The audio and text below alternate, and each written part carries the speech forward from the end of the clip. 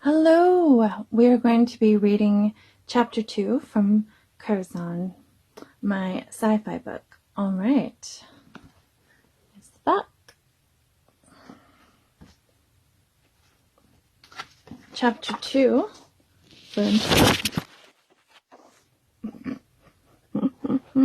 Okay.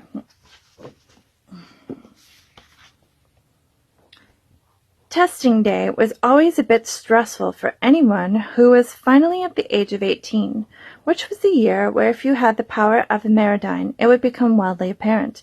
This is why, if you had been showing signs of possessing kinetic energy, moving things with your mind, any sense of telepathy, that your family would get to be on your way to visit planet Curson's third moon. The Meridyne inhabited Curson's third moon, which was a beautiful and lush place filled with serene healing energy that called a lot of people to it just by its frequency for well-being. There was never a visitor that left this particular moon without being at least 50% healthier just by spending time there. Naturally, there were spas and treatment facilities there, but it was the birthplace of the angelic beings of the Meridyne. This is where the Healer Training Center as well as the Galactic-wide hospital was located. It also had the testing center for seeing if you had the gift. There had been 2 passenger ships from different planets already unloaded that had 3 people each that were on their way to the testing center. There, of course, were other passengers on board going to various places, but it was the 3rd shuttle that had Davron Drax on it, arriving for the very first time on the 3rd moon. The Meridyne called this moon Florentina, so it was also known as that. When the passenger ships had docked in the loading and unloading hangar, a number of people departed. There was an instant feeling of peace and wonder in the air, just like you had stumbled into a fantasy. It was so blissful in its appearance, with all of its flowers blooming with sweet-smelling blossoms, scenting the air in its warm atmosphere. Walking further into the outside world from the hangar, Davron noticed that people were filled with so much energy and cheerfulness that he himself couldn't resist smiling as he followed the signs that led to the testing building. There were a few different paths that went to many buildings, including a visitor center that was located not too far from the passenger ship's hangar. There were shuttles that went to places that were too far to go on foot. You still had the choice to walk there if you wanted, but it was going to take a while. Davron arrived at the testing center just as a young man he had seen in his testing group had arrived. He recognized him to be Xavier Tristiran, the Egyptian male from his group. Davron had a photographic memory, which made it easy for him to remember faces, names, and facts. This was helpful when he had been in his tutoring classes his whole life. Truth be told, he had memorized all of the people's information from his group prior to coming to the testing facility. Xavier seemed taller than he had originally anticipated. Davron just kept walking down the hall on the right where the posted signs were that led them all to the testing room. When he got there, Davron noticed that it wasn't a testing room like he had thought, but a waiting area. Not long after, the rest of the group showed up and sat down. When all were present, a male Meridyne stood in front of them and said, "Thank you all for joining us today in Florentina, here at the testing center. We will be taking you all, one by one, to your own room to be tested by a series of different scenarios and various exercises. Do not panic. There is no right or wrong answer. Please stay calm, and you all will get your turn. If you have any questions at any time, your testing advisor will be there to answer or guide you in all that you need. Okay. When I call your name, step forward and we will collect you," the male who had the name tag of Arden said with a smile. One by one, each of them were called up to follow their testing advisor. When it was Davron's turn, he stood up with nervousness but took in a deep breath and followed to a room with a green door. When he stepped inside, it seemed like they had walked outside, but it was his only guess that it was designed that way. To be like you were out in nature. What a wild idea, Devon thought to himself. What he didn't anticipate was that he didn't know where he was supposed to sit down to wait for his first test or question. When he simply thought the words, "What do I do?" a chair that looked like that had been a small shrub seemed to all of a sudden be closer, and now it was not a shrub, but a nice chair. When he reached out to touch it, Darvon looked around at his surroundings to find that it was a bit tricky, but he could tell that this place was an illusion. He went forward and walked around, then touched things, and saw that the trees were not even trees, but some sort of synthetic. The sounds that he heard upon entering seemed to disappear once he figured out the illusions. The room completely changed after that. Then Darvon realized that this was a hologram room, which he now relaxed and saw that he was just supposed to see if he could spot whatever the illusion was. This went on for a while, then he was brought through a yellow door in the corner that materialized at the end of the simulation. When Darvon entered this room, he was in what looked like a conference room that had the testing advisor sitting on one side of the table, and he was to sit on the other side. "Please try and guess what is on the cards," were the instructions from his advisor. Darvon looked at each blue and orange card and saw in his mind what he thought were on the cards. His answers were written on the holotab notebook that the advisor had on the wooden table that they were sitting at. After that, the advisor pulled up a program on the holotab that projected a series of puzzles that he was to solve. Then his answers were recorded. When all of this was finished, he was led into a third room that was through a red door. In his third room, there was a set of different shaped blocks that had different boxes that he was supposed to see if he could move them with his mind and sort them into the boxes corresponding to their shapes. Darvon had absolutely no problem doing this and wondered why this was one of the tests, but he completely enjoyed it. It filled him with relaxation. After this, he went through a fourth door, this time colored light blue. He was now standing in front of 3 different advisors who sat in bright orange chairs, sitting expectantly for his arrival. He was told to tell them if he could read any of their minds. When he finished this level of testing, he was to follow to one other door.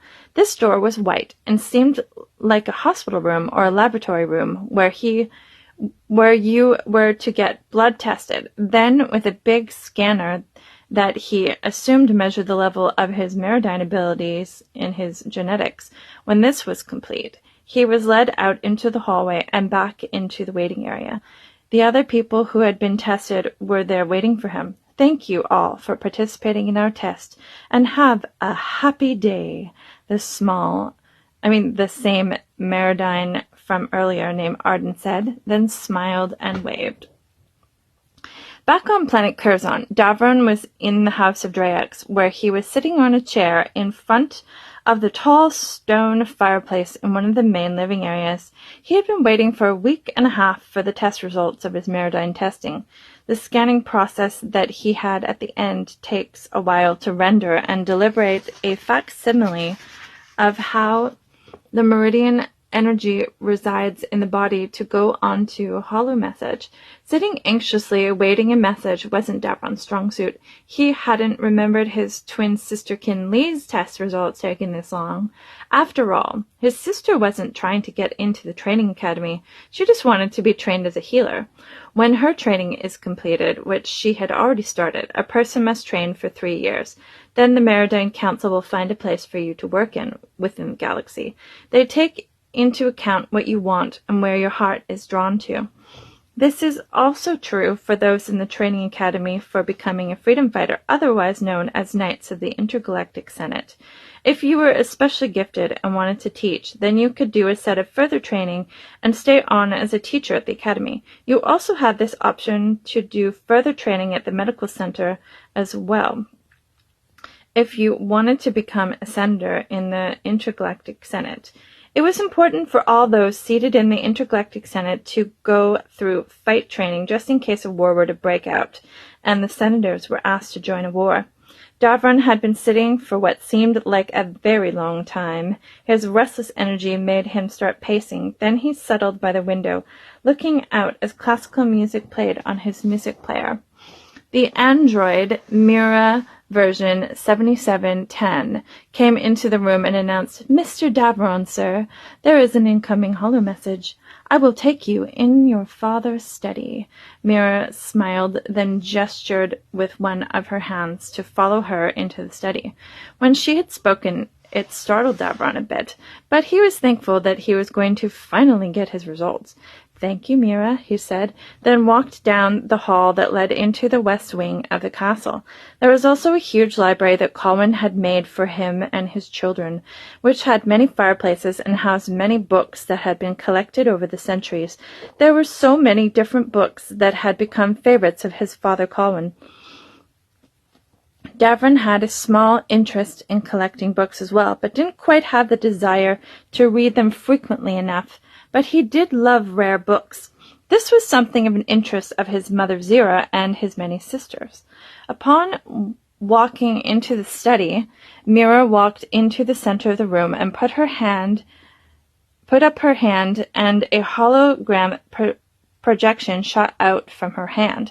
You see, Mira was a special kind of synthetic android. She was a holodroid, which was a model that was designed to be the message bearer who could give you any hologram message. Every household had their own holodroid for communication.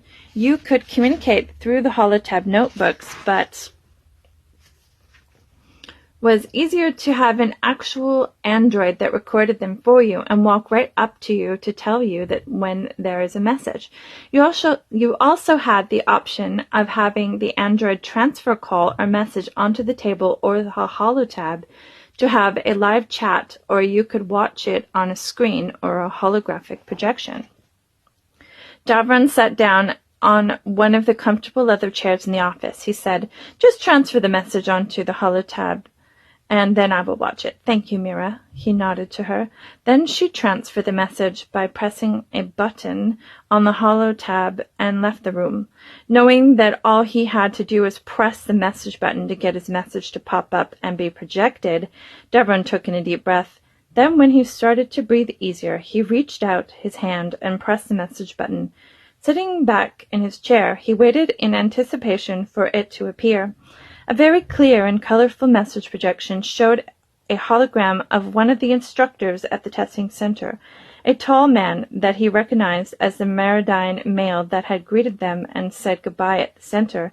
He had an interesting expression on his face. "Good afternoon, Mr. Davron of the House of Draex. We have finished going over your test results, and I must say that we are pleased, to say the least. You have the highest score of Meridian ability that we have ever seen in a human before. You had such an ease with your tests.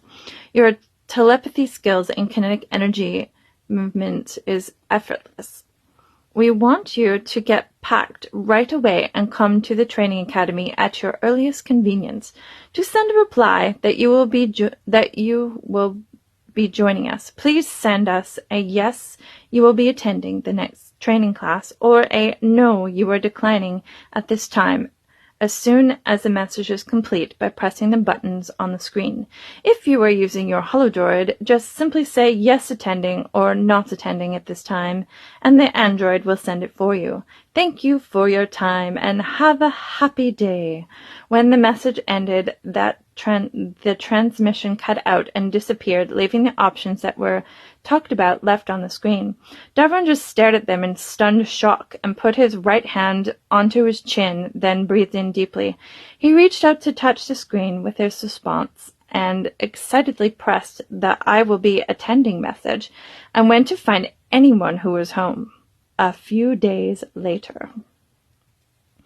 There was all kinds of excitement in the House of Draex on a Thursday morning such as this. It was raining heavily outside, but inside everyone was bursting with joy. Love abounded in the ever present matchmaking and wedding planning business that Zira was running currently from her home, since she wanted to be near her son for the next few days. Davron was going to be leaving for 3 whole years to train at the training academy. This brought both pride and sorrow in both of Davron's parents' hearts and minds. The other excitement was, of course, the upcoming nuptials of their daughter Diana and her betrothed Garrus. Normally, Zira would be running her matchmaking and wedding planning company through the office in the building sector, but this was a special time for all. Kinley had sent a hollow message for her twin brother to watch, sending her love to him and how excited that he had done well on his tests and, of course, for his immediate enrollment at the academy. Another message to her parents and one to Diana about her wedding, saying that she would be there for the bridal party weekend that their mother planned and, of course, on the big day of the wedding. But until then, she wasn't permitted to leave her studies of medical healing on Moon 3, Florentina. Everyone was understanding of this, of course, but they would miss her all the same. Davron was permitted to be a part of the bridal party weekend as well, and of course, for the wedding, and had the same rules that he would be away at the academy until those moments. Davron, my son, you are so wise. Do you know that? Zira said, cooing and gushing over her handsome son, while he sat on a stool in the lounge area in one of the bar parlor entertaining rooms in the castle. He was currently barely able to keep his balance on his stool as he teetered it back and forth on the back legs of the stool while his mother fawned over him. At that moment he didn't know that his eldest sister was walking behind the two of them. Talira snuck up behind them while both had their backs turned. She took the opportunity to grab a hold of the back of Davron's stool with both of her hands. She did it quite abruptly on purpose, grabbing it, causing Davron to gasp. Then she laughed in her sisterly way. Talira enjoyed teasing all of her siblings and found great fun in trying to make them laugh. Very fun, Tal, but I knew you were there, didn't I, Mother? Davron responded as he quickly caught his breath and pretended he was cool as a cucumber. Their mother Zira had her hand on her chest. Talira, my dear, must you always try to give everyone a fright? This made Talira giggle, and then she said, Very well, Mother, I will desist, but I will miss these little interludes with my sweet baby brother. She said this as their mother tried not to look disapprovingly and patted both of them on their arms, then got down from her stool to find out if lunch would soon be served. There was a shared expression between Zira's children that she knew usually meant that they were trying to hide their relief that their mother wouldn't tell their father of their mischief. In one of the grand dining rooms, there was a luncheon served that was fit for a king. Well, he was the future heir going off to college. It was a momentous occasion that everyone attended from their circle. Zira had invited friends, family, people from all of their companies that were part of their social circle. It was a good turnout. Zira had been planning these little gatherings ever since she first married Colwyn all those years ago. It was second nature to send out the invitations, have her catering company make the food, and serve it. This time, Zira was testing out how Diana could cope with a small but important event as a test run for her future in the company. Diana had attended 2 years in culinary training, leaving her fairly confident with signature dishes to try out that she had studied of her mother's making, as well, of course, as the other instructors. Zira simply had too many companies to run to be more than a mere guest instructor at the culinary academy.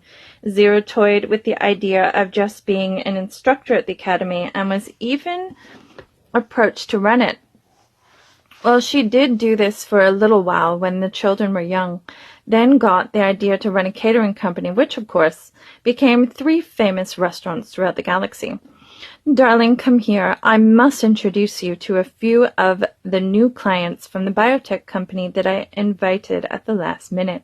I know you won't mind, my love. They were They were, after all, raving about the lovely food today, Colin said in his most pleading voice, without it being too obvious that he was trying to win over new clients with the appearance of his famous and accomplished beautiful wife. Zira, when the client's eyes were not directed at either of Zira or Colwyn, saw her husband trying to usher her over with a nod of his head, like going like this.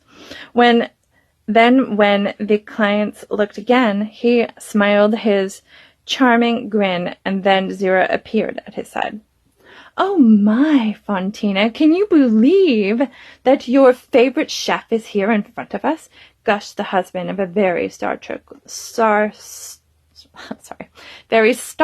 wife, who either ate at one of the restaurants, watched the hollow broadcast show of her cooking time show. This was a show that Zira had years ago when she first started the catering business, or the wife was just simply a fan of Zira in general. This was not the first time that Zira or the family had witnessed adoring fans. It was always very flattering. There were a few hologram video broadcasters at the party, not just to record the event, but some of it would be put on the celebrity gossip show that showcased many famous people in the galaxy. Colwyn had been featured a number of times with all of his innovative company ventures at the biotech company, and of course the cybernet innovations of the androids that Colwyn had designed. But this party was not about them, so Colwyn stepped away from his new clients, leaving them in the capable hands of his brilliant wife Zira. He took his now mobile freedom to locate his son, to have a last fatherly chat before he went off into the world to become a man.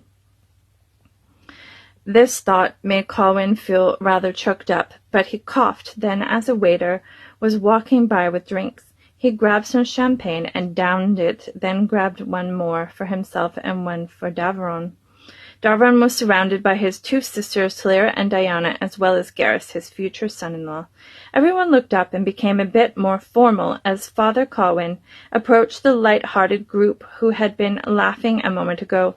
"My dear ones, don't let me ruin your fun. I only came here to say congratulations to Davron," Colwyn said, looking at all of their happy faces with rosy cheeks that were that way because of their drinking and merriment. He handed the other champagne glass to Davron and said, "To all of your future success and many failures as you go through the academy that I myself went through before I was on the Senate. But as we know, that was not my calling. You, my boy, will find your place to shine. And also, let it be the will of the Holy One for the war on Oscar to be over soon. Anyways, to my son, may the Holy One bless him and keep him well, to Davron," Colwyn said, with a small tear in his eye. The group of them, all big smiles, said together with clinking glasses, "To Davron!" "Father, are you crying? You're so tender-hearted. Let's get you another drink. I need to check on the kitchen. Anyways, come with me, Father," Diana said, rescuing her father from being too emotional in front of everyone. When Diana stood up, Garrus kissed her hand, then she went and hugged her father, leading him to the kitchen.